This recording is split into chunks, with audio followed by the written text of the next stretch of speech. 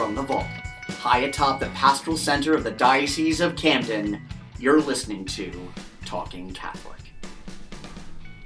Hello, everybody. Thanks so much for joining us. We are Talking Catholic. I'm Pete Sanchez. With me is Mike Walsh and Laurie Power. How are you? How are you all doing today? Doing great, Pete. Yeah, doing fantastic. Yeah, thanks so much for... Laurie, normally it's just Mike and I, but I'm glad you brought some womanly grace with you today. And of course, Laurie and I are co-host. She's my co-host. I'm her co-host of the Talking Saints podcast. So, and that's why I'm here today. Yes, we recorded. I don't want to say anything. I don't want to talk about who we recorded, but why not?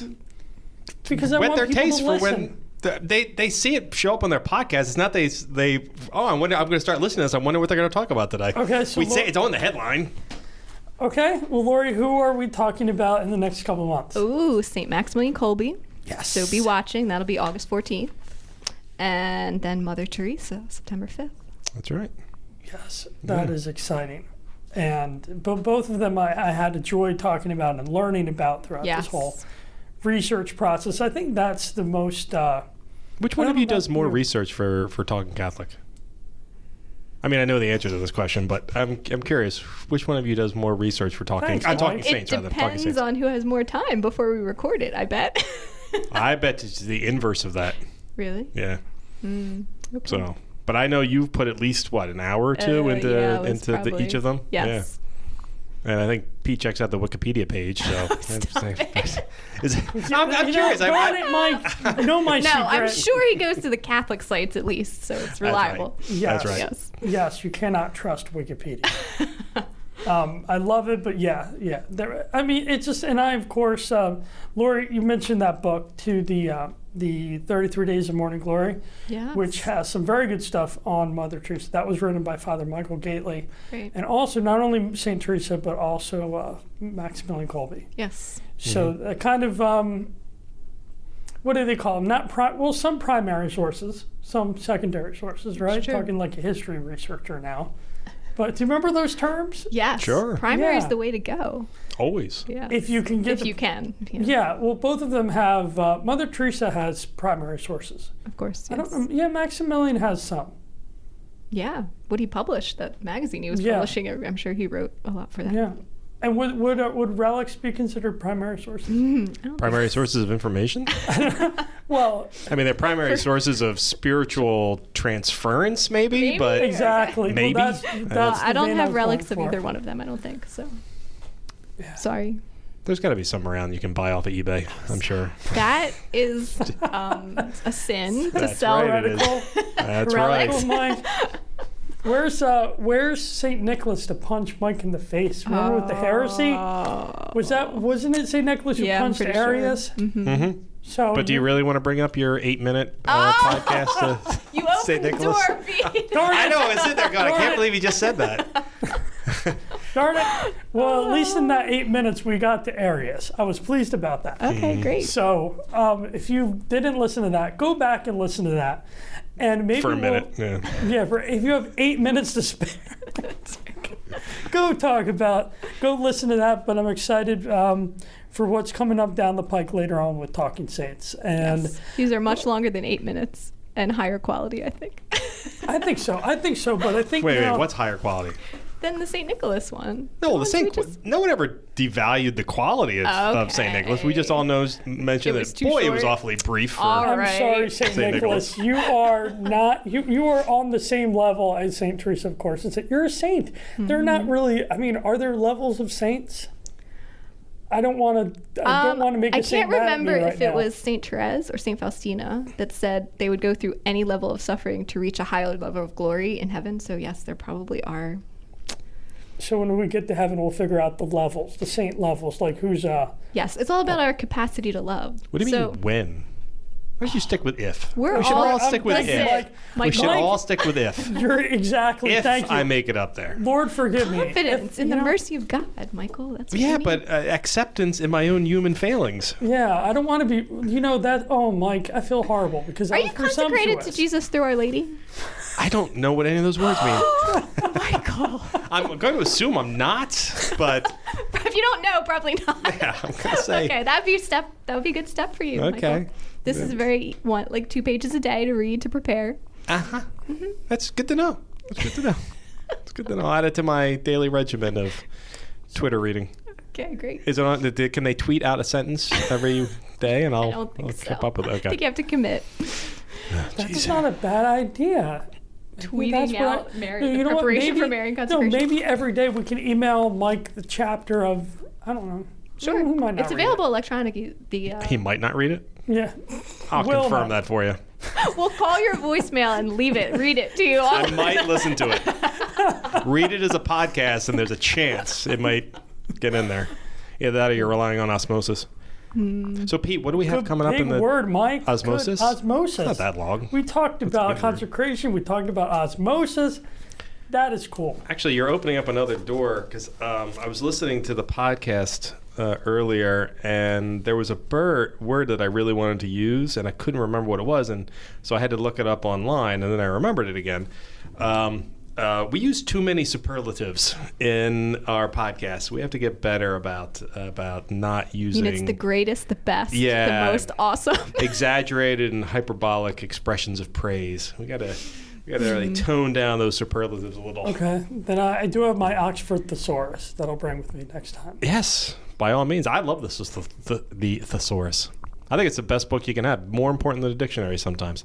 Because it's so easy to get trapped in these circles of using the same words over and over and over again. Whereas if you have a better vocabulary, thank you, then you can be a little more specific in how you describe things. I fall into that trap all the time. Way too often am I hitting the words. I don't use a lot of superlatives because those are words used for praise, but I fall into the same trap of not using the right word or not using different words to do a better job of explaining something. Yeah. So we should improve that. Yeah, I think so. I think we should be smarter in our verbiage. We should. Also, good 10-cent word of verbiage. So what's going on around the diocese, dude? Well, we got, Mike, this is really exciting. We keep talking about this, and if you listen to last week's podcast, you know what we're talking about, the Wedding of the Sea. But even the day before that, August 14th, the bishop will celebrate the vigil of the Feast of the Assumption at St. Anne's Church, 2901 Atlantic Avenue in Wildwood, New Jersey. This is going to start at 4:30 p.m. And again, this is Wildwood Vigil of the Assumption on August 14th. He's going to celebrate. He's going to go to the water and throw. I'm assuming, right? What? Isn't there a procession to You've the water? been there. You've literally seen what it is. No, in Wildwood. It's the exact same thing.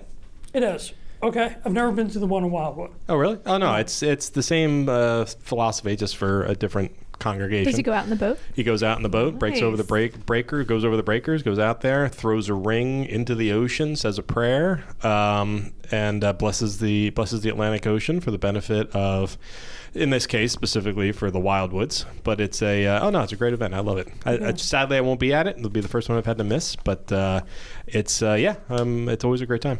Yeah, you have a good reason, Mike. Happy anniversary. Thank you. It is my anniversary that day. So we'll enjoy it. Well, hopefully we'll see you the next day. I hope so. For the Feast of the Assumption. The bishop will be in Atlantic City, starting at 12 noon for Mass at Boardwalk Hall, followed by a procession to the sea and adoration on the boardwalk. And then there'll be a festival at St. Michael's Church, 10 North Mississippi Avenue. And if for more information, just listen to that awesome, I shouldn't say awesome, that. Hey, found a superlative. Yes, Right. that just a good podcast that we had last week. It was a good podcast. Yeah, I think we had it with Becky Woods, Jim Persenda, and Joyce Ruffalo. That was part of we're doing another shore series again today, but we were in Atlantic City last week. And do we want to say where we are today, Mike? Well, we can when we intro the thing. We have a few more events we got to get through, though, first. Can I add something I to your really Feast want of you the to. Assumption? Yes, Because please. last time I was with the sisters, they said, please tell people. Apparently, St. Michael's Church is going to be open after the Mass and the Wedding of the Sea Yes. for adoration, confession, and I think there will be music as well. So people are welcome to come in and visit St. Michael's Thank you. afterwards. No, that was good. And well, Laurie, we were at an event, Light the Fire. Yes. That was this past Friday. Beautiful event. And there's going to be another one, correct? Yes, so it will be the first Friday of September, which is September 6th, and it will be 6 to 9:30 p.m. It'll be happening at St. Michael's Church in Atlantic City. And this is an event that the Franciscan Sisters of the Renewal put on the first Friday of, what is it typically? July, August, and September, I think, during the summer. And there will be Mass and then adoration, music. Priests will be available for confession. And the sisters and anyone who would like to can actually go out onto the street to evangelize, invite people to come into the church, to light a candle, to say a prayer. It's really a beautiful evening. So since the two of you were both there last Friday, or whatever the last Friday was that you were there, can you tell me about it? Like your personal reflections on it? What was it like? Well, the music is always beautiful. So even if you don't necessarily go out and evangelize on the streets, I think it's worth going for the Mass and the adoration and the prayer. But I love going out too. So Was Father Robert he was Sinatra there, yes. playing his He was playing. bass guitar? All Yes, right. indeed. It was all about that bass. Okay. Was Sister Chiara singing? Yes, she was, and playing. She had such a and great Sandy voice. was back visiting, I guess. Yes. Yeah. She Was she? Oh, that's awesome. Yes. That's So, so you know, nice. I think Sandy is actually just, she might be entering. Hold on. You Yeah. guys are saying Sandy, but our listeners don't know who Sandy Sandy is. Martinez, who we've had on the podcast. She's Yeah, a, she was one of the missionaries with them. The missionaries of St. Michael's, Michael, yeah. yes. Well, that's great that she's discerning further with them. That's Yes. nice. I like to hear I that. believe so. That's awesome. And Laurie, you really brought people. I saw you bring a few people into the church. What was Yes. that like? That's awesome. Did you use a lasso? No. Did you use the power of the Holy Spirit? Absolutely. Maybe she is Wonder Woman, Mike. And I have to say, of the people we talked to, not a lot of them actually came into the church, but they were very appreciative. They're like, oh, I really, I needed that reminder that I should pray. Or we brought rosaries out, so people took rosaries or prayer cards. That's awesome. So yeah, so the people that wouldn't come to the church, we could also give them something. So. What a great idea. That's a wonderful idea. How many rosaries did you give out, Pete? I did not give out any He was taking rosaries. photographs. Oh, you For were on you, the job. probably, right? Yeah, I was on the job taking Oh, photographs. I honestly did. I thought you were going there to sort of immerse yourself in it. Just a I little thought the bit. job was actually the secondary part of it. Okay, now, well, a little bit of both, but I was spending some time talking with some individuals outside. I did get to talk with one young man who was brought in. He was Hispanic. He didn't speak much English, so I talked with him with what Spanish I knew and with what English he knew. We kind of understood each other, but he mentioned that he hadn't been to that church before. Wow. He's Christian, but he's not Catholic. But he did say he was going to go to Mass that Sunday at St. Michael's. That's great. So And it was amazing how many people don't even know the church is there. Well, Or we had to direct it them. is kind of unique in the sense that it's really just a building. I mean, it's a beautiful building, and I like churches that are built like that. That's a very European style of thing where it's almost built into the framework of that part of the block.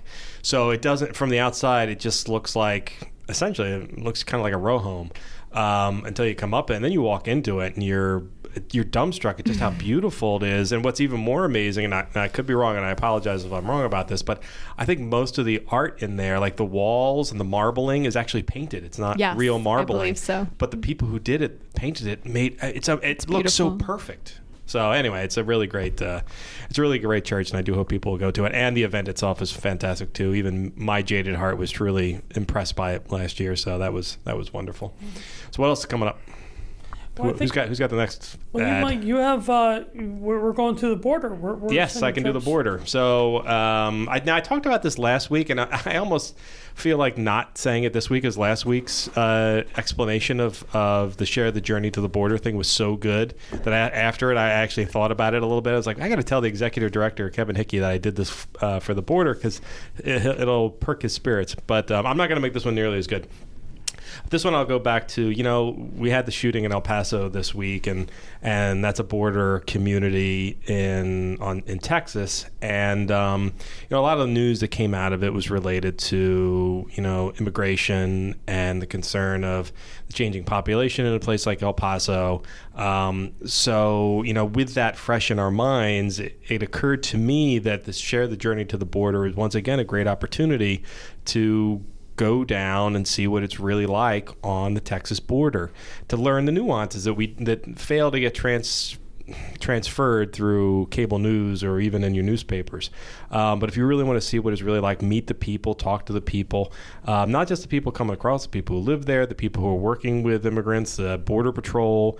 You will meet a wide swath of humanity in McAllen, Texas, and really get a better feeling and understanding of what it's like down there. So, I mean, if this latest incident is the kind of thing that's really kind of spurred you to learn more, then I very much encourage you to go to CatholicCharitiesCamden.org/STJ-pilgrimages for the Share the Journey pilgrimages, or by all means, just Google Share the Journey pilgrimages Camden Catholic Charities.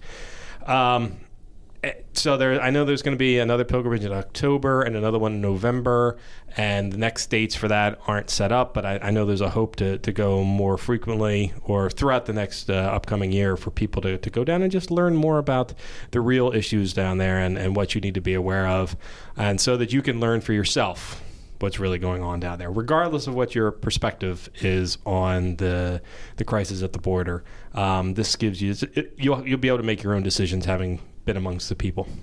So anyway, feel free to take a look at it. I think we're going to do a podcast about it sometime soon with a bunch of the people who've been down to the border recently, just so they can kind of give us an idea, but that'll probably be a couple of weeks away. Anyway, check it out, and by all means, if you don't know, if I've forgotten what I'm talking about, go to CatholicCharitiesCamden.org to learn more. All right, who's next? Well, Laurie, I have a quick question for you. Sure. When was the last time you asked for the gifts of the Holy Spirit? Ooh, I don't recall, Peter. Well, then you should go to A Closer Walk with God, an event held at St. Rose of Lima Church, 300 East Kings Highway in Haddon Heights on Sunday, August 18th at 2 p.m. Basically, this event, Father Joe Byerly, a friend of the show, Mike's personal friend, who's just a really good guy. He is a really good guy. No, there we go, using the superlatives again. We need to figure out... Is really good guy a superlative? I don't know. Really good, if we call him Really? awesome, yeah, that would be the superlative. I love really good. But he is. He's a really good guy. I like him. He's the greatest. Now that would be a superlative. There you go. There you go. Well, he's actually going to give an inspirational talk on the power of humility and the theology of work. So it's the purpose of A Closer Walk with God, to gather in Eucharistic adoration to ask for the gifts of the Holy Spirit, Laurie. So you can do it. I have been before. It's well worth going. Absolutely. Oh, okay. Mm-hmm. Oh, and I understand there's silent time, Mm-hmm. and you just show up. You come, sit, and relax. There'll be a booklet, kind of help you with reflections and scripture Yes. quotes. So again, this is going to be on Sunday, August 18th, 2 p.m., St. Rose of Lima Church, 300 East Kings Highway. And for more information, you can call, or actually you can get mobile updates from the St. Rose Closer Walk with God. Text the message at St. Rose CWG, that is STROSE CWG, to the number 81010. If you have trouble with that, you may also text at STROSE CWG to 516-665-0017. Standard text message rates do apply. And if you can't remember any of that data that just came through your ears, go to the events page on the Camden Diocese website to find out more about how to find out more. Yes. About this thing. Yes. What was the date again, Pete? The August 18th. August That's a 18th. Sunday. Just show up at the church at 2 o'clock. Yeah. You'll be There fine. you go. It's a free event. It's a free event. Yes. So yeah. You know, you two were harassing me about me never going to retreats or anything like that. You should start with that. Well, you know, it's rather barley. I did pick up on a word on that. Now, I don't think I could because we are friendly. So I don't know if it would work with me. But one word I did pick up on that was silence, and I think that's what I need. I think I need a silent retreat where no one will talk with me, and that would be good.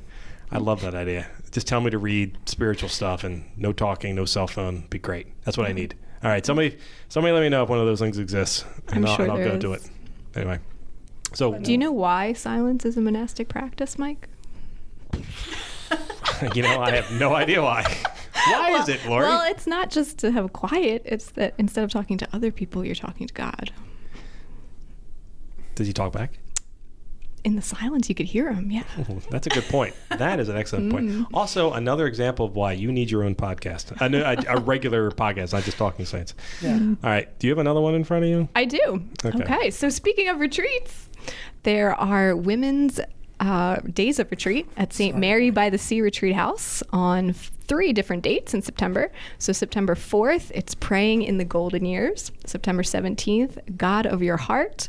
And September 18th, Haiku, Prayer, and You. So if you're interested in a retreat day, you can call 609-884-8708 or visit www.stmarybythesea.org. The haiku one, I'm very interested in. That is I really want to see how that goes. If anybody goes, but it's please a let us women's know. retreat day. So No, I'm not saying I'm not going to bust into it. I'm just I'm very curious about that. That's very interesting. The 575? I believe so. Yeah. Also, you're covering your mic right now, so that sounded like you were in water. Oh. There you go. All right, 575 haiku. Okay. All right. Okay, give me your last one. All right. Also in September, we have a mass for nonagenarians. Am I saying that correct? You are. Nonagenarians, which means people who have reached the age of 90 and beyond, and centenarians, those who have reached the age of 100 and beyond. It's a special mass to celebrate life to the fullest on Sunday, September 15th at 3 p.m. At Annunciation Church, which is St. Joachim Parish. That's at 601 West Browning Road in Belmar. You do need to RSVP because there is a reception afterwards. You can contact Anne-Marie Perillo at 856-583-6121. And of course, this is an event sponsored by Vitality. I went to that last year. It's actually really nice. I find it to be very sweet to honor our elders that way, and they truly seem to get a kick out of it. And the families actually get a kick out of it too, because the families usually would bring them with them, the nonagenarians and the centenarians, and it's really sweet. How many people came last year? Well, I think this is the first year they're doing the nonagenarians, so okay. I think we'll see more numbers. But it was really sweet last year. It was very nice. So I think I have the last event, which I'm going to attempt to do. Bill Watson, the superintendent of schools for the diocese, recorded this as a ad. But I'm now going to try and see if I can do it as good as he did it, but I'll do it as a live read. All right, here we go. On November 9th, the second annual Man Up South Jersey Men's Spirituality Conference will be held at Paul VI Conference Center in Haddon Township. This year's theme is Anchored in Christ, a reminder that as Catholic men, we are blessed to have Jesus in our lives, keeping us stable and secure even in the midst of the storm around us. If you are traveling these rough waters, then register today at manupsouthjersey.com. The conference will feature several powerful speakers like former football player Mark Riley, evangelist Damon Clark Owens, and renowned artist Mark Forrest. Man Up will also offer Eucharistic adoration, the Sacrament of Reconciliation, and Mass with Bishop Dennis Sullivan. To register, go to manupsouthjersey.com. Don't miss this important event. It could change your life. Be the man that God intended. Register today at manupsouthjersey.com. I think I did that pretty well compared to Bill. Bill's got the golden pipes, so that was... I don't know, Mike. That was a manly message. That was, it makes me want to drink a bourbon, get some flannel on, and go out into the woods with an axe and chop down a tree. Oh dear. Except for the drinking part of that with a weapon, with an axe, I'm on board with most of what you said. How about you do the second part first, and then come back for the bourbon when you're done? And do That it for sounds- Jesus. And That's then- the point. That's right, and do it for Jesus. Exactly, chop down a tree for Jesus. That's right. But I don't know. I'm sorry, Greenpeace. Anyway, so now that we've done 24 minutes of intro, Sorry, everyone. mostly sorry to Katie. So who do we have as our interviewer today, Well, Pete? We Katie- pre-recorded this again, right? Yes, we were in Ocean City, New Jersey, and Lori was not a part of it. I was so sad. I know. Next to time. miss this. I know. Next time you will join us for fries and pizza, boardwalk fries and pizza, but also even better, a lovely conversation with Katie Waldow once again, part 2, where we talk about her vacation Bible school. We talk about The Lion King, the new movie, the Disney. Oh yeah, we did talk about We that. bring that up, and it's just I forgot about that actually. And we And talked her- about her young adult group, Yes, which sounds really interesting. meets on Thursdays. Yeah. I know. So all exciting things happening down at Saint Damien's Church in the parish that she's. Yeah. Showing off that those shore parishes are very active in the summertime. That is their busy time when during the summer, and they're very active even though they have new people coming in all the time. Week to week. It's very transient in that sense, but they are out there working the Holy Spirit. All right, so everybody enjoy the interview to follow.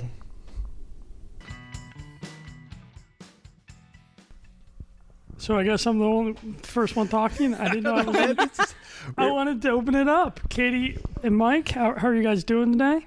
I'm doing fine. Katie seems happy. I'm doing Yeah. great. Yeah. She's got her usual, big grin on, so that's good. Yeah, big grin. I like that, Mike. I think being in Ocean City, you would have a big grin every day. Oh, for sure. Unless it's winter. In what? Unless it's the winter. Unless it's When winter, it's- yes. when it's yes. But in gray the and summer, empty. it's all smiles for sure. And we're recording here. Last time we recorded in, I believe, May. We were trying to figure it out. This time it's mid-June. We're almost the end of July, if you can believe it. It's crazy. I can't believe it, actually. I can't believe it's already July 23rd. We're recording this early, so, but yeah, I can't believe it, actually. I'm kind of blown away that more than half the summer has gone by so quickly. Yeah. And I feel like I haven't done anything relaxing at all. No. Katie's got the same look. Yeah, no way. I'm like, where's my summer going? It's Oh crazy. my gosh. Well, and how's the summer been here in St. Damien's? It's been full speed ahead. Been really good, though. I love the summer here because we have kids from all different parishes coming down, the kids who are visiting and here for the summer. So it's really nice to have new faces, and familiar faces because they've been here for many years. But it's going well. We just wrapped our 9th Vacation Bible School. I want to say it was like maybe 2 weeks ago. That was amazing, really fun. It's like my favorite week of the year. I just love working with, it's all ages. It's kindergarten, and then it goes all the way up to, my leaders are like some college students, high school students. So it spans all of the ages, which I love. And it's just really fun, a really good time, and it's been good. I can't complain. What was the theme this year of Vacation Bible School? The theme was the fruits of the Holy Spirit. Oh, Yeah, that it sounds was tasty. really fun. Yeah, it was amazing. Tasty. We did. We had different fruits for snacks. That was fun. So I write all of my own Vacation Bible School programs. I don't buy a canned program. So we kind of have some freedom to do what we want every year, which is really nice. And I find it's really fun, and the kids really enjoy it. And we introduce them to contemporary Christian music, a lot of Catholic artists, and so it's really fun. So what kind of, I'm curious, what kind of fruits were kind of displayed here? You're making me hungry now. I love Oh, fruit. okay. Actual fruits, not spiritual fruits. Okay. No, I mean, obviously the fruits were meant to be the Holy Spirit fruits. Totally. But it sounded like, did you mean that you had actual fruit there too? We did for snack. We Okay. had watermelon and pineapple and bananas. Every day was different. That is, I actually held a gathering night, a movie night at my apartment last week, and I was thinking, it's going to be hot. It's going to be almost 100 degrees. What's a perfect fruit? Watermelon. I think that's a perfect summer fruit. Such a good one. What about you, Mike? Not blueberries. I know not blueberries. Right. You're Not allergic. blueberries. I don't know. I'm in the. I don't know which version. I don't know what I consider a good summer fruit. I guess I'm a honeydew kind of guy. Wow. Melon. You know, I like Interesting. the watermelon. I find to be too watery, right? So like you eat it and it doesn't actually fill you up. But some of the other melons, those are tighter. So I feel like there's actual meat to them. So I like a meaty melon. This is my way of putting that. Interesting perspective. I love that. Yeah. See, I think at Plus, least I really hate seeds. that's true. Unless You gotta be you're careful using with them as ammunition, I really hate watermelon seeds. that. Like in that movie Titanic. Exactly. They were spitting them off. I've the never side. seen Titanic. Really? You what? I know. I've also never seen Avatar. Apparently, I hate James Cameron. Oh my Wow. gosh! Or Leonardo DiCaprio. I don't know. A lot of people. I guess I do hate those guys. Yeah. Yeah. I'm not. Yeah. That's. I don't know why. I've just never. I've also never seen Saving Private Ryan, and I have no reason. Like I have no reason why I didn't want to see any of these movies. I just never got around to seeing them, and I love movies. I don't know why. Yeah, trying to. I think those movies. I think Titanic might have come out in the winter, but I think the rest of those were probably summer movies. I think Avatar was a summer movie, and I think Saving Private Ryan, it feels like it probably would have come out in the summer. Like, have you, Katie? Are you a movie buff? I love movies. My husband is a movie buff. Mm-hmm. I am not a movie buff. I just go to all of them with him. But I really love movies, and I will say that most of the good ones come out in the summer. So you're probably correct. Have you seen any good ones this year? Oh gosh, I'm trying to think what my favorite one has been so far. We just saw The Lion King. Oh, how was that? Can I really tell my real opinion? Yes, without any spoilers, it was underwhelming. Spoilers, Yeah. It's like shot for shot the same movie, I hear. but so you're not but really it's a whole- spoiling anything. But a whole nother Right. generation hasn't seen it yet. And they might be listeners of this program. I mean, the animation incredible. Yeah. The music was beautiful. There were some things that when you're doing a shot for shot movie, some things that they left out that I was just kind of like, you did all of these other things and you left that out. Yeah. I was looking forward to that, So, but I did love Baby Simba was the cutest thing I've ever seen. So that was my favorite part. It was good. It was worth it. I remember I watched the trailer, I think Thanksgiving night. I remember I was with my family. We were watching, I forget what it was, some marathon, and that trailer came on. And I remember my cousins going, oh, looking at, Baby Simba. And I have to admit, he was adorable. But, I mean, You did watch the movie? no, I did not. Oh. I did not see it because I've heard what you were saying. If you're listening to this and want to see The Lion King, I don't know. I haven't seen it yet, so maybe I shouldn't be saying this. But see the original. The original's very good. Amazing. It was part of the Disney, that was their renaissance. It started with The Little Mermaid. All those movies were just fantastic, but... Yeah, I kind of have the same feeling about it. Because they've been shot-for-shot remakes, I haven't had any desire to see the new Beauty and the Beast with Hermione, whatever her name is, Emma Watson. And I, the original Lion King was so great and even Baby Simba in the original Lion King was the cutest part of sure. the Lion King. So yeah, these and this one they kept saying, oh, it's a live action remake. And I'm like, well, no, it's not. It's a completely CGI'd remake. It's just upgraded cartoon now. Don't get me wrong. I mean, it's amazing. It's head and shoulders above the original, but in terms of its cinematography. But yeah, I can't say that I have any particular interest in seeing something. I don't know, and maybe because it's not a new retelling of the story. Like even when the new Beauty and the Beast came out, didn't they say that the trailer for that was a shot-for-shot remake of the original trailer for Beauty and the Beast, which was kind of cool to see side by side. And then I remember thinking, all right, well, I'm good. I don't need to see this one because that's cool. I got it. Yeah, I'm good. My wife and son had the new Beauty and the Beast on TV the other night, and it was the opening, and it was the opening number, and I watched it, and I realized, yeah, I was right. Okay, I'm good. The original was better. I like the song better. I didn't think Emma Watson brought necessarily anything to the table. Also, if you're going to do a show, a movie about a French town, I really am not sure a British actress is who I would have picked. There are a lot of great French actresses you could have picked. So anyway, That's a good point, Mike. Yeah, I didn't even think about that. Yeah, I don't know. I did enjoy The Jungle Book, the remake of that Jon Favreau, who also directed this. He directed Lion King and he did The Jungle Book.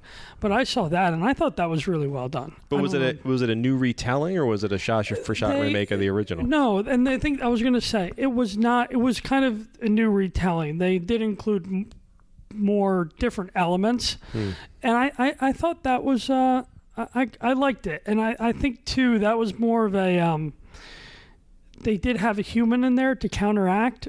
I mean, I thought it was interesting to see Christopher Walken play the what is it, King Louis? And then Bill Murray did the voice of Baloo singing The Bare Necessities. I guess I just grew up with that song. It's one of my favorite Disney songs, I'm going to say. Katie, do you have any favorite... because Disney, not only with the movies, but with the music. Like, Totally. Are there any things that come to mind for you? Yes, I love The Little Mermaid. That's my favorite Disney movie. So I've always loved like Part of Your World, Under the Sea, like just any of those songs. I just really, even like the chef when he's like making the fish and he's singing to himself. He's like, Le Poisson. Yes. Yeah. And now that's the next remake that's going to be made. Yeah, that should be interesting. I'm excited for... I should say I'm excited. I'm curious to see how they do it because now that's their whole revenue stream. They're trying to... I believe their revenue stream is Marvel movies. Well, that, yes, but the... Spider-Man Far From Home made $500 million in the first couple of weeks. So a Spider-Man movie made, not Endgame, which made, almost $3 million.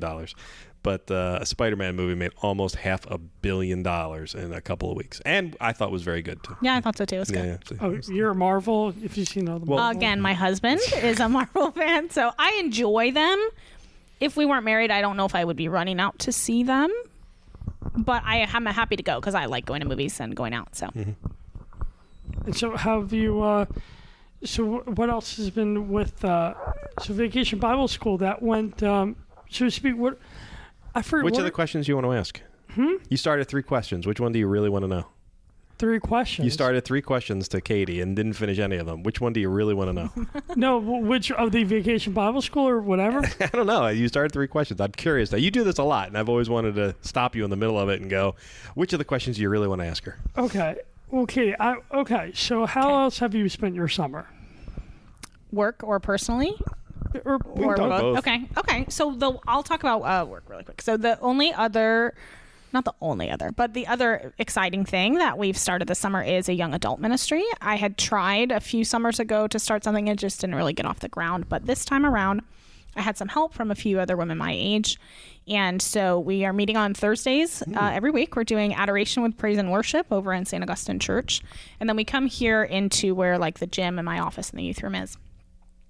And we usually have just like drinks and appetizers or food. Sit down, we have a discussion, usually, something that I've picked prior to, but I kind of just use it to lead the conversation kind of wherever it goes. And spend time in community and prayer. And it's been really beautiful. So we've been doing that for a few weeks and we're going to do it probably up through Labor Day until like most of the college students go back. And then from there kind of reevaluate what it will look like because we have some help from some of the visiting priests who are doing helping us facilitate the adoration and stuff, so it might just have to change in terms of the prayer setting, but so that's been really fun and really exciting. And I'm just loving it. What age group is that for? 18 to 35, so we're doing a big old gap. Awesome. But I'm almost 32, so I was like, I got to cut it off a few years after me, because some time to grow into it, Exactly. I can't start it and then have to leave next year. So that's great. So though. yeah, it's been really good, and we have that span of ages, which is incredible. I think the oldest is me and another girl who's 32, and so that's just been really cool. That's really wonderful. I love. And is Saint Augustine, which church is that? 13th. Yeah. On 13th. Okay.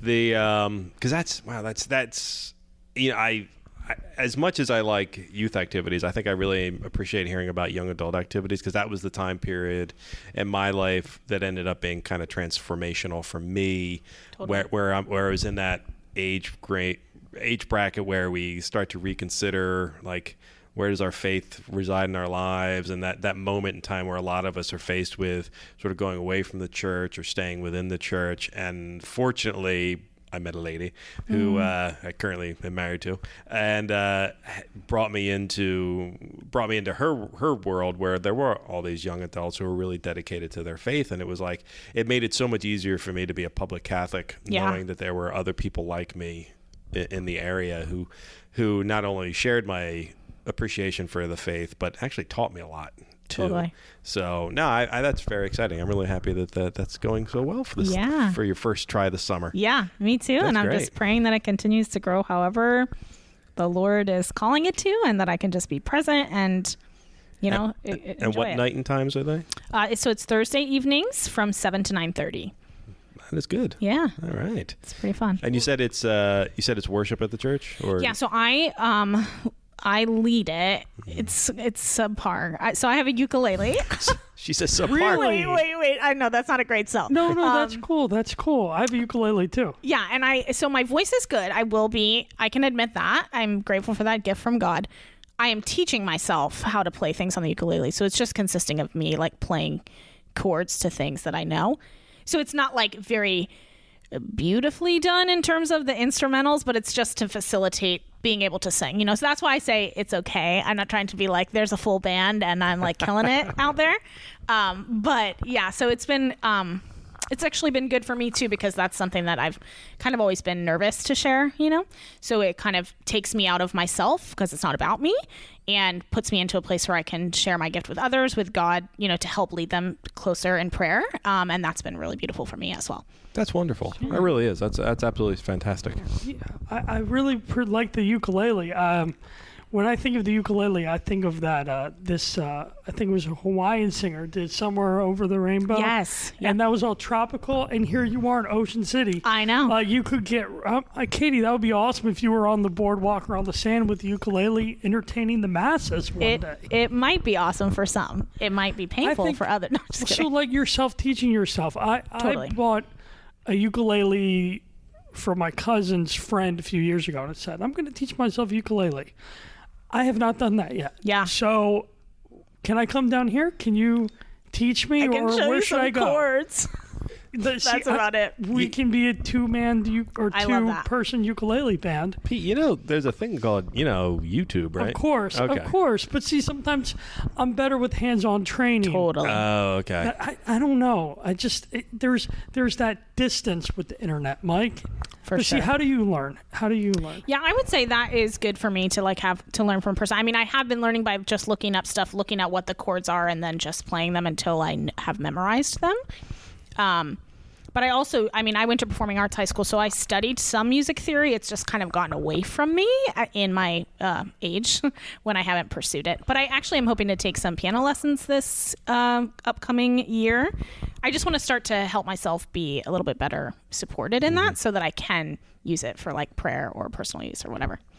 I love that. That's great. And in this line of work, music, very beneficial. Totally. Yeah. Totally. So you have a little bit of music and a little bit of prayer. Yep. And then you all process back over here and have a nice evening of. Yeah, we back and had last time it was like bring your favorite Latin American dish, so people brought some stuff. I had some stuff to make margaritas and beer. That was fun. That's very nice. Yeah. So it was a nice little chill atmosphere. It was good. I like that. Yeah. I never get a chance to hang out with people anymore. I wish I was a youth or a young adult rather, so that I could come to these things. But Yeah. I'm not. I'm old, so I need No. to. I can only go Old to the bar. person's ministry. That's right. I need to start focusing on senior ministry now. Well, there's a few places, Mike. We know That's that have right. senior ministry that you'll fit right in. We already know the one place, Oh, St. yeah. Pete's, when we recorded at St. Pete's Merchantville. That place was a riot. They would accept me. They would totally, Mike. Yeah, they would. They would. They're that accepting, Mike, that they would accept you. That's a good point, Pete. Very good point. So I just. So vacation. How long did Vacation Bible School run? Like a week, Monday to Friday, 9 to 12. So just And like it's just, in the morning, it's just afternoon. the 1 week, or is it? Yeah, it's just 1 week because it's just like a lot. Yeah. So I think it would be difficult to do multiple weeks throughout the summer. And it's student run, so a lot of the middle, high school, or college students also have summer jobs. So it's like that's about the most that they can, set aside. But it's really amazing. I wish it was like all summer long because it's so fun. Is it an all-the-day vacation Bible school, or is it like part day or part of the day? So it goes from 9 to noon, and then anyone from like kindergarten to 5th grade can be a camper. Anyway, anybody 6th grade and up can be like a counselor or like a facilitator in a room, and then I have my college students who are adults who like do the main stuff. So yeah, I like it. Yeah, it's really fun. That's really nice. That's very cool altogether. Is there? I'm curious. Maybe this makes no difference, but you work with such a diverse age range, from youth all the way to young adults. Is there like with the way you interact with them? Is it hard sometimes, because with youth maybe you might have to watch your language, or one might have to, but then when you're among your peers, you're a little more, at least with me, I feel more relaxed sometimes with my peers. So you'll curse up a storm? Is that what you're saying? Exactly, Mike. Okay, I just wanted to make sure.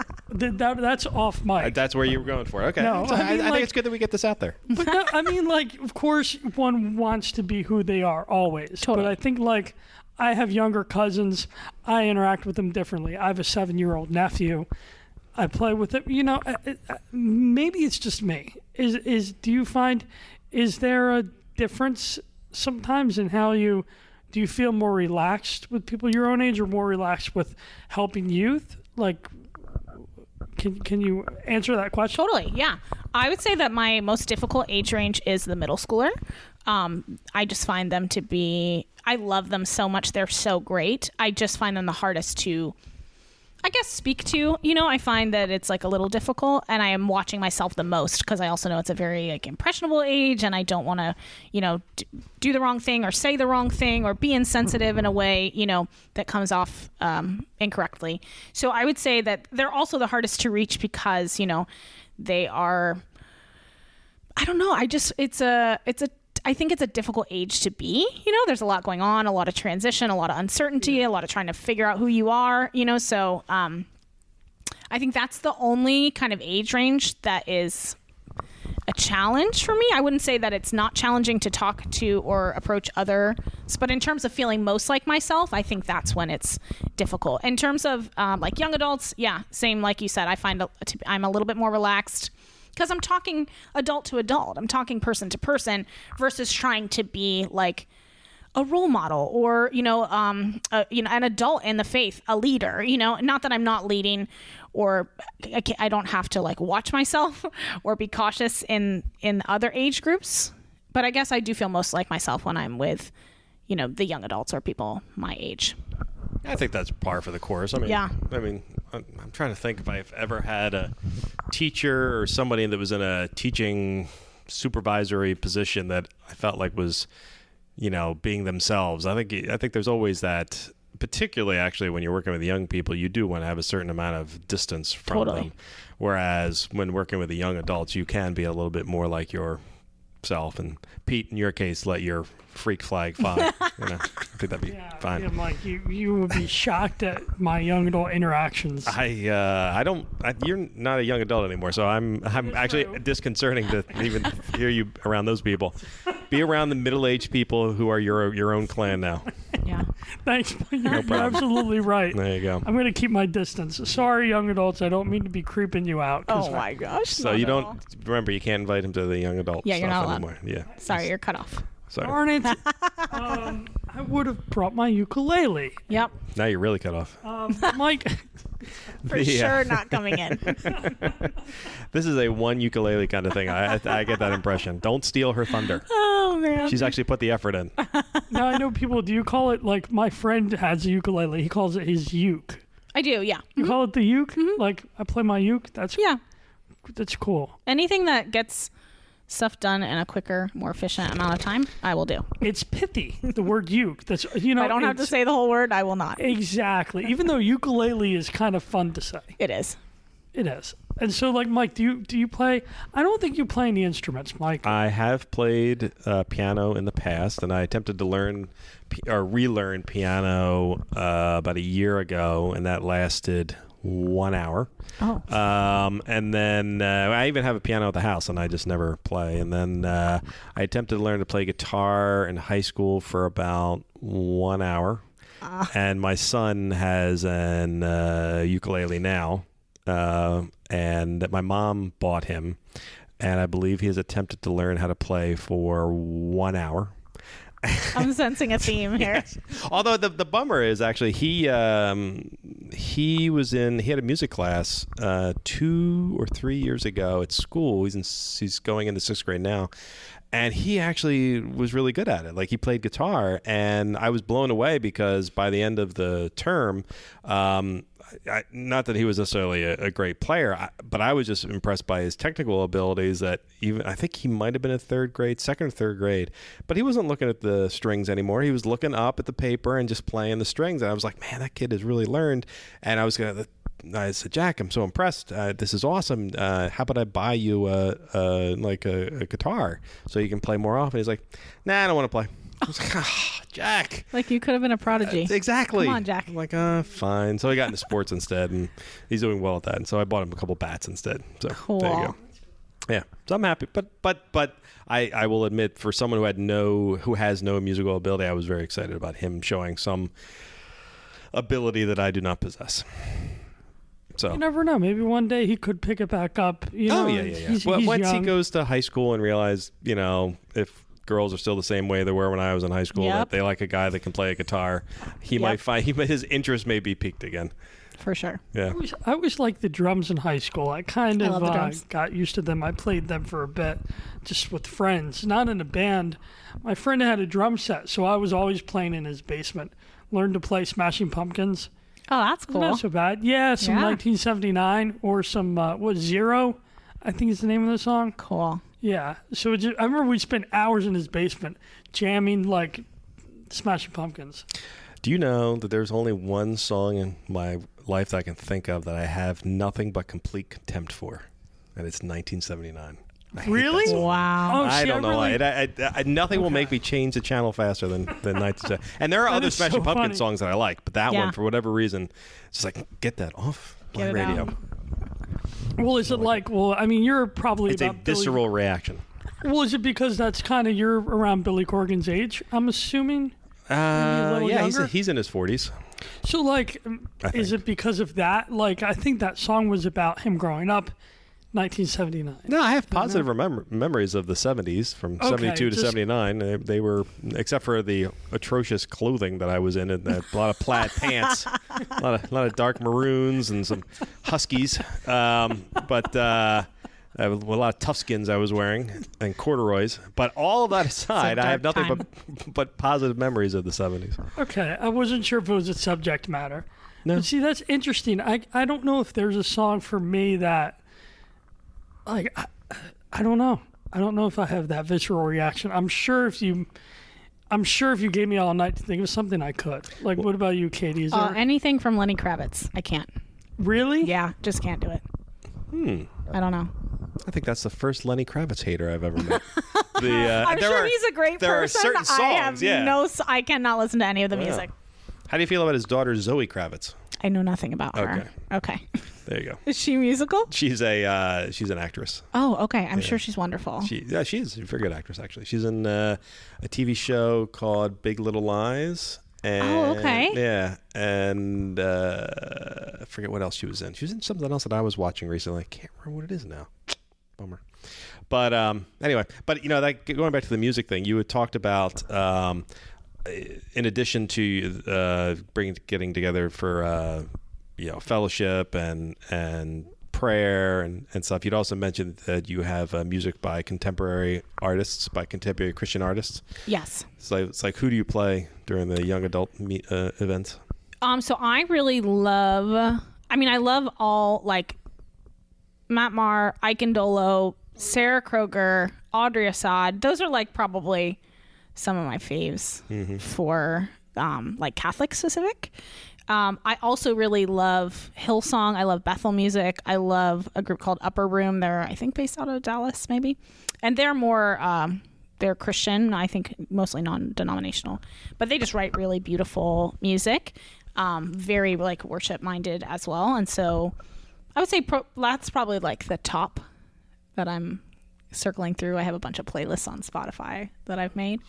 And it's just really inspiring to me, and I love it, so I share it in hopes that it's similar for other people. I'm the same way. Like I started listening to my first entrance to Christian music was. It's funny, actually. I laugh when I think of this because I watch pro wrestling, and this pro wrestler had a shirt that said Third Day on it.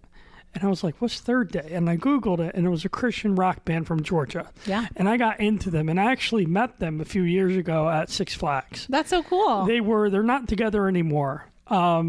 But the lead singer's still around. He has like a family band now, Mac Powell. Oh, okay, Is yeah. his name? Sounds Yeah. familiar, yeah. Okay, so I got into Third Day, and Matt Maher. Yep. So from Third Day to Matt Maher to Switchfoot. Who Yeah, are love kind them. of they're like contemporary, but they're mainstream Yeah, too. Or some of their stuff even- crossed over for sure. Yeah, or even like Stephen Curtis Chapman. Yeah. A lot of K-Love. Yeah, Like that is totally. station around here. Yeah. But I think that's have you thought about taking your group? Every year they do Abbey Fest. Have you heard of that? No, what's that? It is at Norbertine Abbey in Paoli, PA, I'm going to think. And it's every fall. It is called Abbey Fest. It is awesome. I think Matt Maher will be back there this year. I think Mac Powell will be there. Okay. I will send you the info. Have you Okay. heard of it, Mike? Oh, I've never been to it. I have heard of it. It's a day-long music festival, and Yeah. I mean it's like full-on like music festival, Cool. like contemporary, like what you would expect a music festival of secular music to be like. You know, Yeah. bright lights, people going crazy, and but the people I know who have gone to it are just like blown away. I'm actually Pete. Have you been to it? Yeah, I've been to it once. It is really cool. It's a contemporary Christian music. My friend's band actually played it at the one of the opening acts, but then Matt Maher was the closer about Cool. a couple of years ago, and people bring lawn chairs. It's right in an abbey, so they have a church there that you can pray in, and they have food trucks. It's a nice. They have vendor booths. I got a St. Augustine shirt there. It is really cool. I highly Cool. recommend it. Everybody It's just fun. that I know that's gone to it has been blown away by it, and the music is really good. And I know, Ike Dole's played it. Matt Maher's played it. I can't remember any of the other artists that I've seen there. As Paging Samuel, was that the group that I opened think there? I think they did. They played there. I forget. It was a short set. Mandisa was there. Cool. I saw her. Yeah. So that might be something. I think that's great because it is really good. Like at work, I'll play that type of music. Yeah, totally. And it's. I've never once heard you play any kind of recorded music at work. Well, you haven't been. I sneak up on you all the time without warning. You would never know. But it's like I've Well- never heard you play music before. Well, Tom, sometimes we have a hierarchy. So Tom O'Shea, the graphic designer for the paper, he gets Wednesdays. That's how it is. Deadline day, he gets Wednesday music. I'm cool with that, But then, we switch off every now and then. So you haven't had the opportunity yet, Mike. I know. I've only Okay. been there. I've only worked there for almost 4 years now. I've never once heard music ever emanating yet. from that office. But okay, whatever. Well, I'm sure if you had the little cubicle right there, if you spent a week with me, you would have heard me playing. Pretty sure I'd hang myself. But I hear what you're saying. That is true. Thanks, Mike. No problem. Not with K-Love. I think K-Love would invigorate you, Mike. My wife has listened to K-Love, and I have not leapt out of the car. So it was good. I mean, that was a good sign. Yeah. You know me. Listen, I am a proper podcaster. All I do is listen to podcasts. I don't listen to Totally. that riffraff music you kids are listening to nowadays. Forget that. Okay, Katie, with speaking of podcasts, is there, besides ours, of course, are there any other? Do you listen to podcasts? I do. Sometimes I like listening. I don't know. It's like very eclectic, my taste. Sometimes it's like a business podcast, and sometimes it's like a murdery podcast, and sometimes it's like a fun one, So I've listened to like a whole bunch of different ones. I really like Bishop Barron's podcast. That's been really helpful for me in terms of like faith and kind of understanding some things that I needed clarification on, which has been really great. Father Mike Schmitz also puts his homilies in podcast form, and I like listening to those.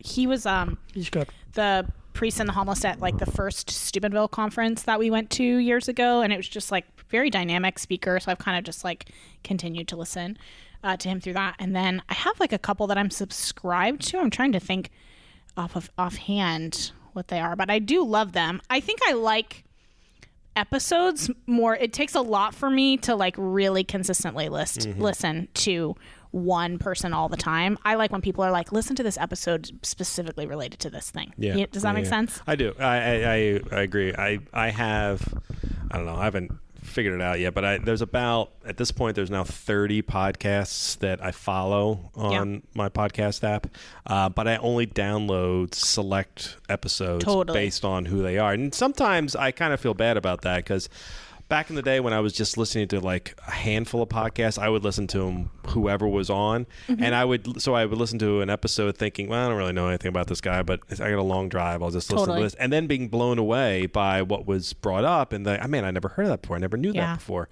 which is one of the reasons why I've really become someone who appreciates long form podcasts as opposed to the short ones. Because you just listen to, you get someone to talk for an hour or two and they are going to open up about something that they probably weren't anticipating that you were going to find fascinating in some way, which is why we've always kept our podcasts, at least in my mind, that's why we've always kept them long. But so yeah, I'm the same. I'm absolutely the same way, and I listen to a whole bunch. Mine, I will admit, nowadays are mostly comedy and news.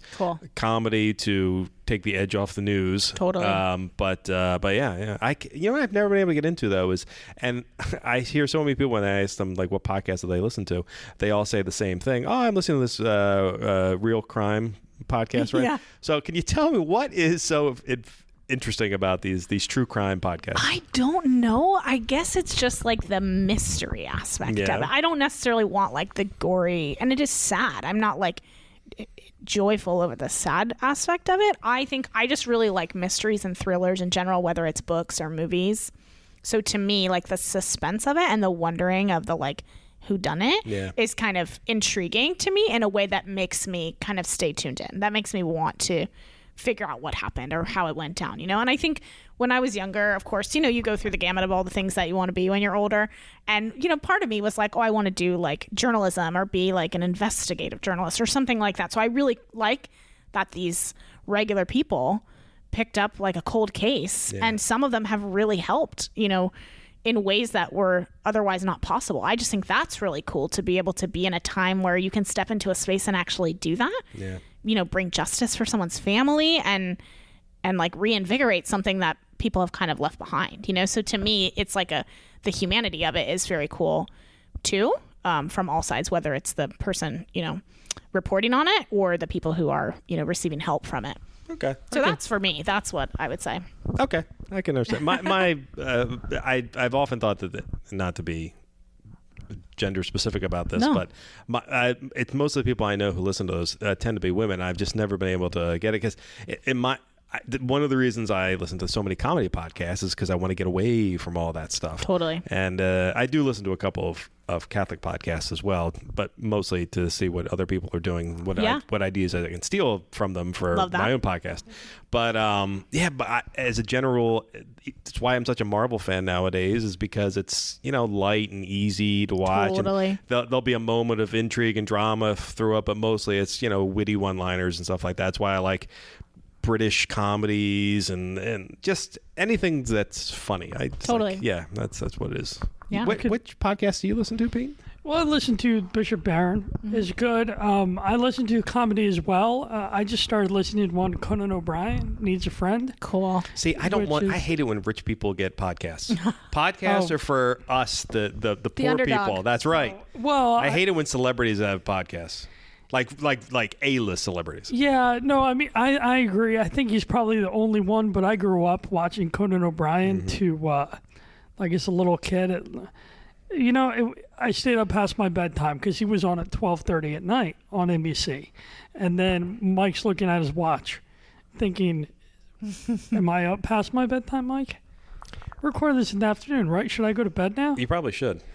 But our friend and constant co-host is texting me on my watch right now, Donna Octaviano Britt, and she's local too. Yeah, she's actually right up the road. I probably should have told her that we were in town, but I was afraid she'd show up. So anyway, she's asking a bunch of social media questions right now, and I made the mistake of looking at my watch and reading her text while you were talking to me. It was, it's all right. It's all good. It's just funny you did that right when I said the 12:30, like past my bedtime. Yeah. I actually can't imagine you. Bit. I can't imagine you up past midnight. Actually, Well, not anymore. I figured you'd be in your jammies by then. Yeah, well, I'm passed out by then. But no, I was a rebel. I'm happy to say I was up till 1 a.m. last night. I'm doing Wow. fine today. That's Are right. you guys night owls or morning people? I'm a night owl. Yeah, same. I used to be a night owl, but now I kind of really appreciate the morning. There's just something about waking up and kind of being able to enjoy the day before I have any real responsibilities. Totally. Absolutely, yeah. Well, how do you feel? Are you a night owl, morning? I'm a night owl for sure. I love the morning. I just don't love getting up for it. I love when I'm awake. Once I'm awake, I love it. I enjoy it. It's beautiful. It's peaceful and calm and wonderful. I do not like the act of getting up super early in order to enjoy it. I'm just more of a naturally, I'd go to sleep later. Yeah. Well, I don't know. I think because I like waking up early now, Yeah, I try to get to bed earlier. totally. So but I was disappointed the other night because I was listening to the Phillies game on the radio, and there was a rain delay. It started at 7. I'm like, good, they'll be over by 10. No, the game started back up at 10:30. I was asleep. I'm like, The nerve. I could stay up for the game. That is somewhat disappointing. That is sad. It was unintentional. I meant to stay up, and the next thing I knew, It's one thing to forget about it and go to sleep, but you meant to do it and just couldn't pull it together.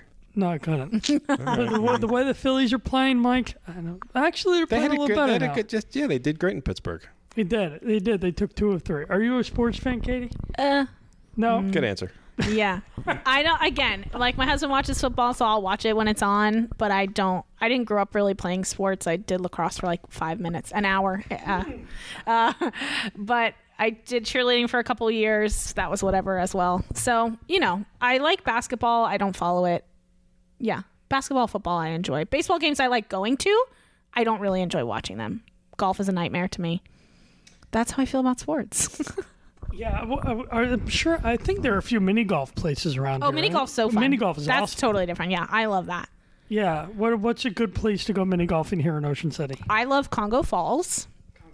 Yeah, some of my college age students, one of them is like a big family. They're like cousins, and they have this thing called the Masters that they created, where they go to all different mini golf spots and they play each other for an ultimate winner. So it's like a mini golf masters, and they do it every summer, and I think that's really adorable. And I was like, can I play? And they were like, no. And I was like, cool, I'll try again next year.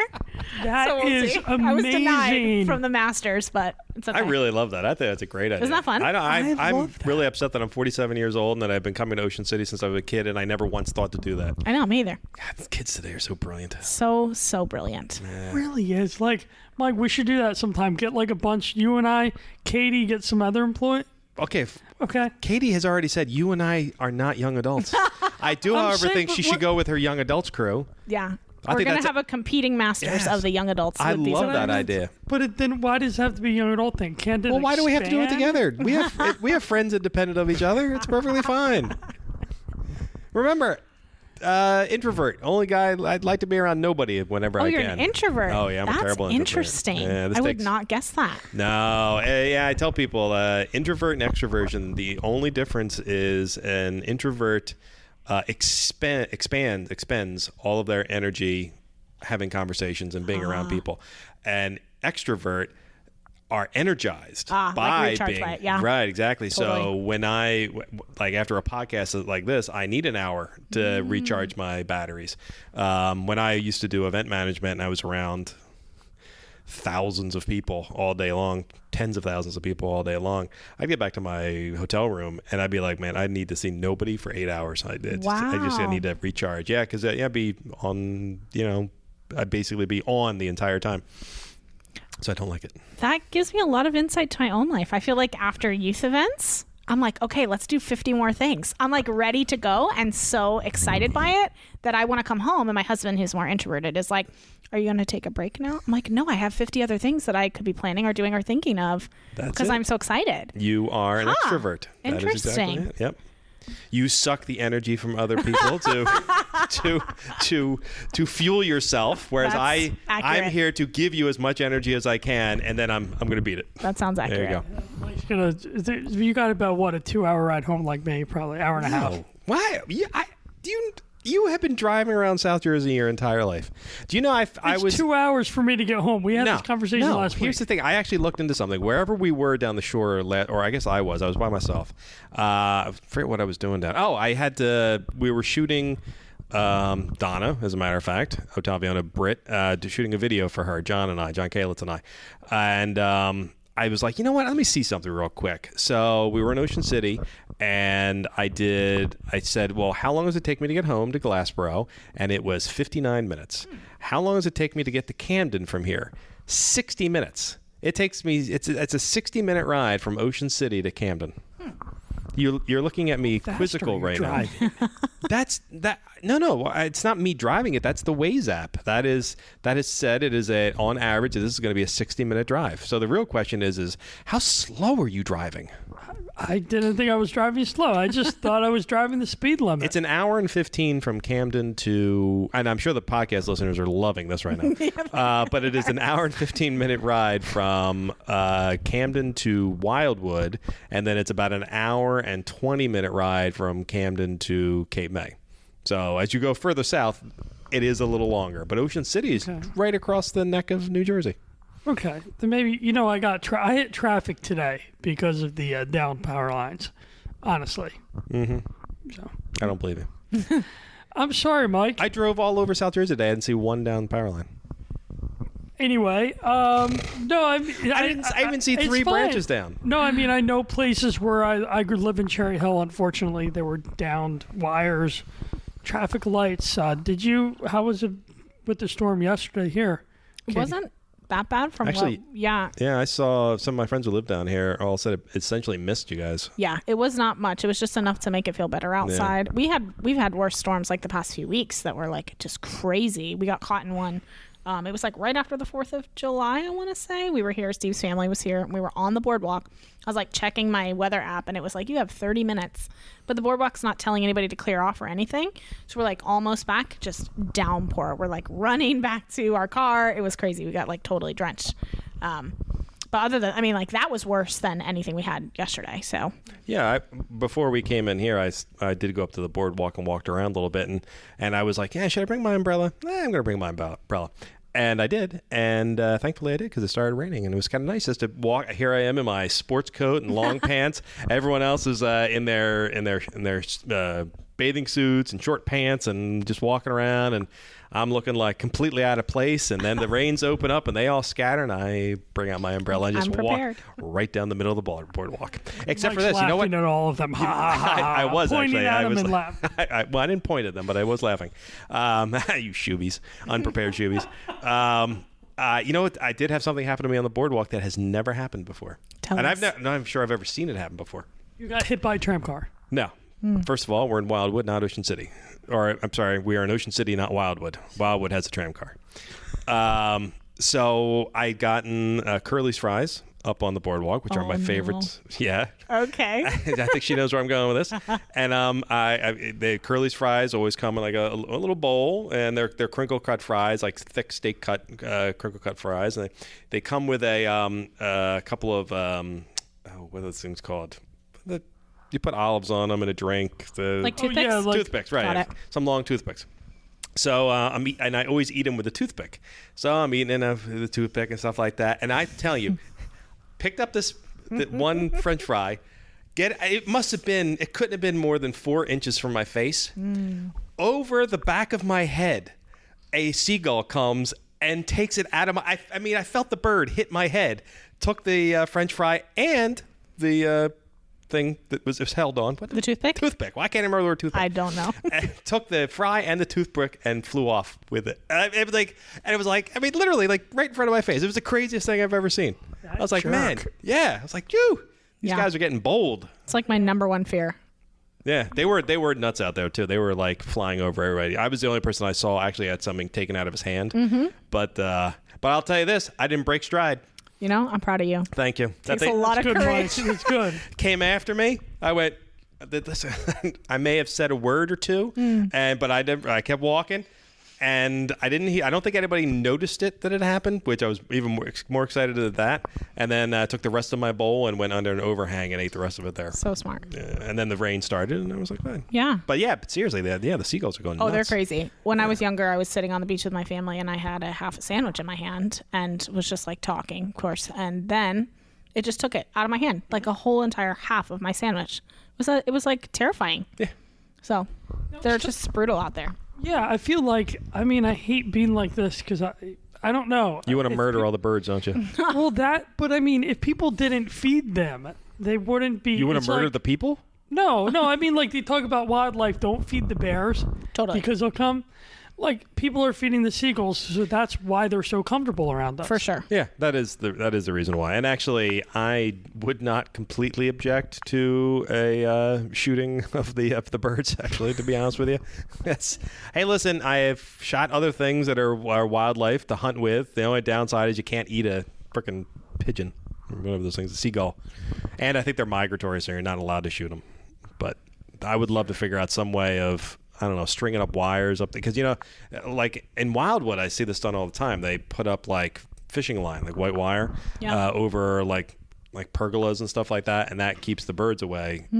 But for Ocean City, doesn't do that for some reason. Yeah, I don't know why. I don't know. Katie, being an extrovert that you are, you were saying, I imagine last time we were here was in May, was a little bit quieter. Totally. Now we're in the peak of the summer season. I imagine for you, this must be exciting, to see all the people around. Is that the case? It is and it isn't. It's exciting because, it's really tough, I think, to be here in the winter when there's like nobody and a lot of stuff is shut down and it's very quiet. But it is more peaceful. I think, to me, I would be happier with more of a balance. Like, I love seeing the people, but like there's just certain weekends, like the 4th of July, like Night in Venice, where like you cannot get a parking space. People are all over. It's crazy, so I think it is really fun and exciting to have people here, but sometimes it does feel a little overcrowded and a little overwhelming just because it's like so many people in such a small space. Yeah. I'm more excited than I'm not, but it definitely could be more balanced, and that would be the most ideal situation. I think I know me, and if I lived in Ocean City or another short town, I would love the shoulder. Mike mentioned the shoulder months. Shoulder season. September? Yeah. But then even like, I think for me, it would be the beginning of May. I'd get anxious about Memorial Day. Yeah. And I just imagine like myself if I lived down here. Oh no, they're coming. They're coming. And that's the rush that you see. Totally. It is nice to see, but I could see too, the parking is a little crazy. Yeah. But Yeah, but once you've been down here, you get used to stuff like that. Totally. It's you just learn how to adapt to it, and it gets better. I will agree, spring and fall are like my favorite because things are still open. The weather's gorgeous, and like you have it a little bit more to yourself for the most part. Mm-hmm. So that is really, really nice. It doesn't give me too much anxiety. I think, just like you said, it's just trying to learn how to adapt to a different situation and figure out how to not be bitter. I think that's the only thing. It's just, that's the hardest for me, is that everyone's here on vacation, but I have to keep working. So to me, those moments aren't necessarily relaxing and fun. And everyone else is like, oh my gosh, aren't you coming to the beach? Like, no, I actually have a job. I know this is your vacation. But so that kind of mindset is hard too. Like, you want to go to the beach, you want to be doing what everyone else is doing, but you yourself are not on vacation, So, yeah, it's like the beach is your life. Totally. Like, now, I asked this question to the person we had on before. When they take vacation, where do they go? Like, when you're on vacation, do you get away from Ocean City? I do. So I grew up in Florida, so a lot of times we actually just go back to Florida because my family still has their house there, and it's like very convenient, and it doesn't cost a ton of money. But ideally, if money was not an option, I would probably go on like a European vacation. I would love to go. I've been to Paris once, Germany once, but I'd love to go to like Italy or Paris again, or London. I think that would be my ideal. And I would still even go on a tropical vacation that wasn't here, because I love the beach, so like I'm not opposed to that. But we probably wouldn't, if we had vacation time, we wouldn't do like a staycation. We would probably go somewhere, even if it was a different beach. Yeah. Instead of going, I mean, you were saying you go tropical. It wouldn't be like going to like Vancouver, British Columbia, where it's cold, or like Colorado. No, I would definitely go to like, I don't know, Mexico or some island. That's warm. I was just thinking the extreme. What would be the extreme from tropical? And I feel like that area is pretty cold up there. Yeah. Maybe, I don't know, maybe Everest is pretty cold. You mean Antarctica? those are all definitely cold places. That is an excellent. What would be the extreme, like, Opposite. you know, if you, what? The extreme opposite is what you're saying? Yeah. Yeah, I wouldn't be into that. I'm not like, I don't do like the snow sports and stuff. So that doesn't really appeal to me. I think it'd be cool to go to like a cabin and like see it, but I don't want to like go tubing or like go skiing. So, you know, that's where it like ends for me. Yeah. Have you skied, Mike? I have, not in a long time, but I have. My knees are so beat up now, though. That's just asking for, you know, a medical visit. But no, I love snow and mountain. But although I think I'm at the point now where with Katie where I like to look at it. Yeah, like totally. I'll traipse through it and I'll go on hikes and stuff like that. But I don't need to ski down it. Yeah, for sure. Yeah, I'm old. I get that. I'm ready to give up on life. It's fine. Oh my gosh. Just kidding. It's taking a dark turn, this podcast. No, but it took me a long time. Like I at 40, I realized I had to start dialing it back, and I'm now 47, and I think only in the last year or two have I finally, no, not even in the last 6 months have I come to grips that, all right, most of my sport, like I can't play basketball anymore because my knees are shot, and like golf, I enjoy playing, but my back is shot, and you know, it's like, all right, photography, here I come, whole lot of pictures. So that's why I take a lot of pictures. Mike, are you going to spend time on this boardwalk here after we're done taking photos? I'm going to go home. No, because I'm an introvert. I can't be around large numbers of people like this. I gotta dial it back. I do love being on the boardwalk. We came down to the boardwalk just a week or two ago with Jack and a friend of his, and we had a blast. It was a great time, and we stayed till like it was just a little day trip. We got here around 5:30 and we left around 10:30. It was cool. Yeah, it was great. Went on the boardwalk, ate bad food, went road rides, played video games, everything, and ate ice cream. Did I have ice cream? I might have had ice cream. I don't know if I had ice cream, but it was a blast. Oh, and went for pizza as opposed to manco and manco pizza, and I had forgotten that I actually like pizza. Interesting. Yes, Pisa as in Pisa, Italy. Pisa. I've never even. Where is it? Is it close by? It's on the boardwalk. It's like I don't know. I forget, maybe 8th Street. Maybe it's not too far from the Wonderland amusement rides. Yeah, but it's good. But you know what? I think we got to tie up the this edition of the podcast. Good. We're all gonna go play mini golf now, right? I love it. We're gonna do the World Cup or the Masters, as you said. I do like that as a plan, though. I would like someone to create that as a plan, and then I will, because I bet you that golf I can still play. So I will come to that. Yeah, I'm in. Although I'm not a young adult, so that could be a problem. Okay, we'll write a clause into the young adult. All right, I like it. Contract, but just for me, not for Pete. Right? Totally. Okay, cool. We'll all get golf shirts on. You know, we'll all matching do that, shirts. And that'd be fun. Maybe we'll have a crowd around us that can do the golf clap. This is getting to be a higher production value, but I love it. Yes. It's so great. I think no, because there's a mini golf. I'll just finish off. I play mini golf once a year at Long Beach Island at the one place, and I'm like, there's like 4 places, and I'm thinking we need to do this next year. I need to talk to my family. But yeah, down here there are places. I'm down with that, and we can get like a leaderboard going on. Yeah. Oh man, we can get a trophy. Possibilities are endless. You know, I like the way you think, Pete. I really do. Well, Katie, thank you so much. We will be back down here soon. Great. Thanks for having me. It's so much fun. And do you want to plug anything coming up at Saint Damien? You know, I mean, if you're a young adult between the ages of 18 and 35 and near us, you're welcome to come. This Thursday is the 20-something. Oh, wait. Yeah, we're recording this ahead of this. So through the end of August, but that's about it. Yeah.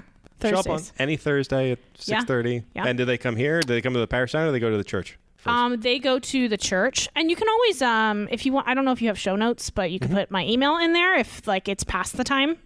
Feel free to email me about what's coming up. I'm happy to tell you our next events, and we'd love to see you at any of them. I like working with a professional. She said show notes. We do have show notes, and she used the right verbiage. That was awesome. I like it. That is why Pete's never even said show notes.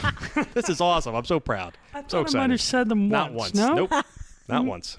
Okay. Not a professional. I will use that from now on, Katie. You taught me something. Thank you. That makes me feel good. But yeah, we will. We'll in the show notes, Pete. We will put your email address and links to all sorts of stuff. Cool. Love that. Yeah. All right. Well, Katie, thank you very much for indulging us and coming down. And Pete, thanks for setting this up. And listeners, thanks for listening. We'll talk to you all next week.